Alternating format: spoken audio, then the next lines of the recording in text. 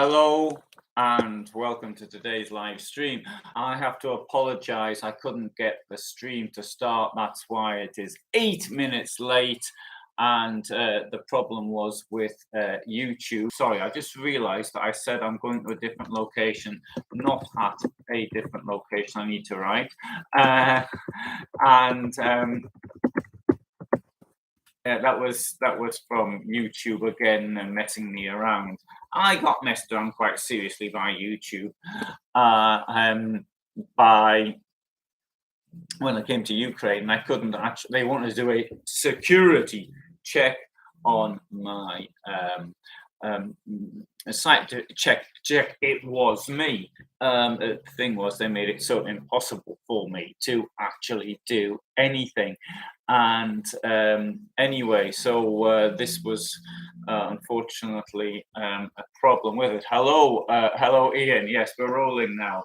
So what I wanted to do actually, I'm in Ukraine at the moment. I'm in Kyiv. It's an hour ahead of what for me, from the time I normally do my videos. I'm in an apartment here, which actually is bang in the center, and it's really the apartment is a really good location. Thing is, I turned it around, and the tables were sitting the other side of the table, but this big television up here, so I thought I might see out the window, but no longer. There's got a big Ukrainian flag on the building in front of me, and we saw the locations are stupendous. Unfortunately, the service from the company that's doing it isn't so good, and so anyway, that's all for a different video on a different channel. And anyway, today I'll tell you what I did. I went to Irpin, where the battle took place. Now on the 24th of February. Of this year, 2022, Russia invaded, Putin's lot invaded Ukraine. The first thing I'm aware of, the first act of violence, was at 7 o'clock in the morning when a cruise missile struck a house in Hostomel, which is to the northwest of Kyiv. That's where the airport is. Kyiv's got several airports. That's one of them. There's a military base as well. It's the Hostomel, I believe, is largely a freight terminal. That's where the biggest aircraft in the world was housed. It's still there, what's left of it. And so you've got, if you see Kyiv up down here somewhere, so you've got Hostomel here. So I'm trying to notice the northwest.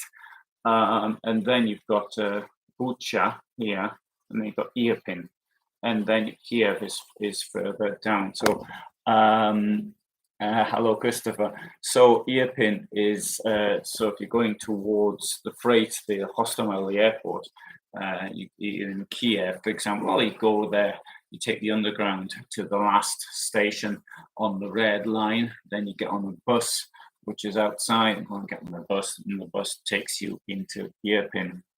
And so it's quite normal. So the underground looks as it does in, for example, in Moscow, a bit like the one in Warsaw, if you like. But so it's hello, good evening, and Iron Claw, you're here. We're saying you're in Kyiv as well, and then you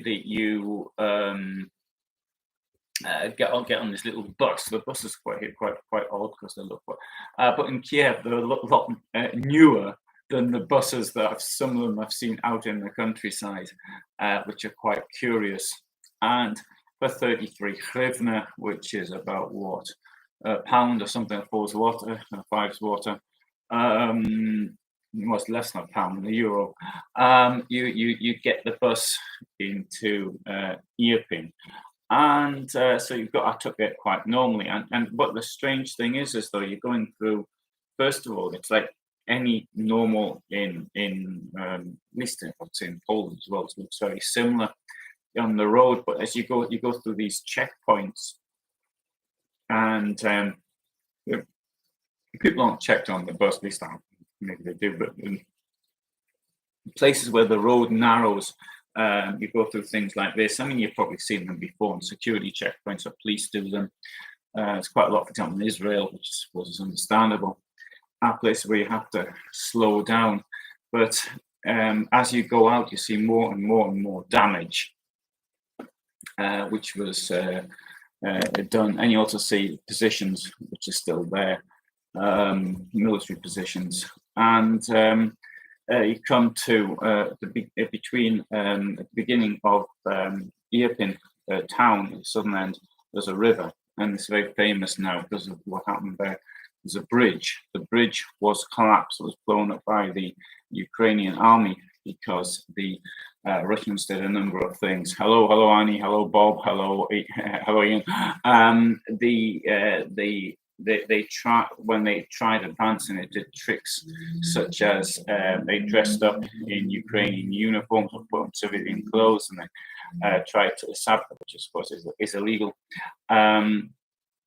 They also pretended that there was an evacuation of civilians. They put this out on Facebook or something, and then the object obviously was to get the people to get into buses, and then they would follow the buses into Kyiv. So that was denied. But of course, it was sort of dirty tricks that Putin's lot were playing. So hello, Christian in Sweden, and anyway. So it was this bridge which I had seen before, because a friend of mine came here a couple of months ago. What really surprised me was that the bridge, there was actually a road already built around a collapsed bridge. That really impressed me.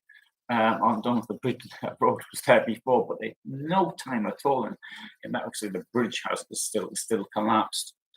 The thing is, though, approaching Irpin, is that what happened was there was the Russians were stopped in Irpin.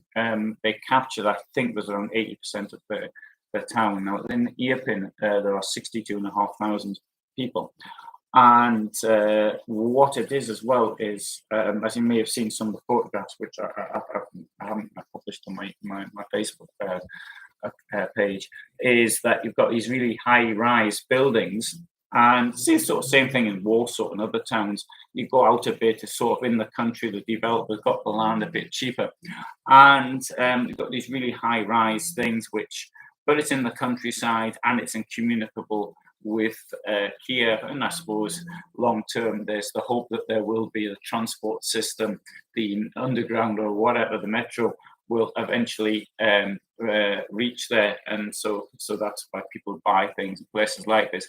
This is not it's a sleeper community. It's not a working class community as such. Many of the shops, they had things like English names. There was cool sort of modern cafeterias. Sorry, I couldn't say the modern because all I could see was the names of them, because obviously no businesses are open now. I was hoping I might find a business that was open so I could actually go in there and maybe ask them if they'd like to talk to me on camera, but I couldn't find one. 62,500 people. It's a ghost town now. I saw, I would say, maybe 30 people when I was there, something like that. When I was walking around, the lower parts of the buildings are completely smashed up. I mean, the looting. There was even one place which, I wonder if this is going to work. If I sort of show you on my mobile phone, I can get my photographs up my mobile phone. I can actually. It just occurred to me, it might be awful quality. Just say what you what you think, if the quality is any good or not, and then we can see if this actually works. But there we go. There you go. How is that going to come out or not? Probably not very well. But there you go. This is a sign on one of the doors. So everything is stolen. Please don't smash up the doors and windows. And it didn't help, maybe because whoever was there afterwards smashed the place up. And this was everywhere. There was a shop, for example, supermarket. Looked inside. They were repairing it, but you could see that the way the thieves had just run amok, taking everything, and where the cash desks had been forced. things of that nature. You could see, for example, now in some of the buildings, you've got these shell bursts. Oh, and everywhere was this smell of, we say cordite often, it's probably isn't cordite anymore, but you've got this smell. Have any of you, hello Pedro, any of you ever been in Christian, and any of you ever been shooting, for example, and you get this sort of this smell on you, and it was very similar to that. Now bear in mind, there hasn't been anything shot there for what, a month and a half, and this smell is still there, really quite strong. The what's also the houses that they're new, they're not old things. They didn't, worked in the real estate finance. These buildings, the big ones, the oldest of them be about 20 years old. And I don't know enough I don't mix nothing about engineering. I don't know if these buildings can be saved or they can't be saved. Don't know if people are still living in them. You can see the shell bursts on it. Now, glass wasn't always broken. I mean, I even saw in one place on the first floor there was glass that were in some places that were still intact, and but most places the glass was broken. You can see houses and businesses burnt out from inside. One thing that free for all. Well, it was a free for all for those that had guns, because there's total anarchy within the Russian army, and this is. It shows that there's utterly no control from the officers over their men. And for example, when you don't get this from other armies, they don't sort of, as soon as they get somewhere, they don't go berserk stealing everything that they can put their hands on. But this is clearly what was happening here. I mean, I would even question how this may have affected the combat effectiveness of the Russian army, that it saw it, that this is a special looting and stealing operation, and murdering and raping operation. And because of that, then they okay, but fighting, well, we'll let somebody else do the fighting. And I suspect that this could be part of it. And one thing that we have got at present is, I think that some people within the Russian army are beginning to realize this. Now, the lieutenant colonel who was in charge of this unit, name of which I've not forgotten, of course, because I'm going to go online, but he's 40 years old, born 1982 in Kyrgyzstan. I can't remember his name though.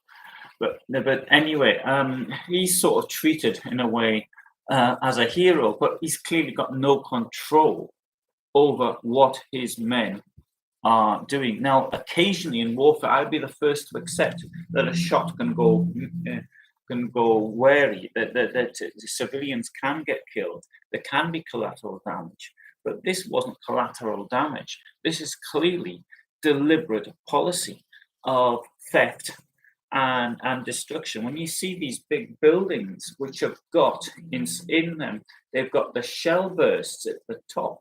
What were they thinking of when they were firing those shells, other than to cause damage to the? There was no reason. During the Russian occupation, there must have been thousands of people who were hiding in the city. And hi, Cohen. And these people came out. I mean, there are interviews of people who came out once the city or the town was liberated. And I wouldn't say I was in shock, because I was sort of expecting it anyway.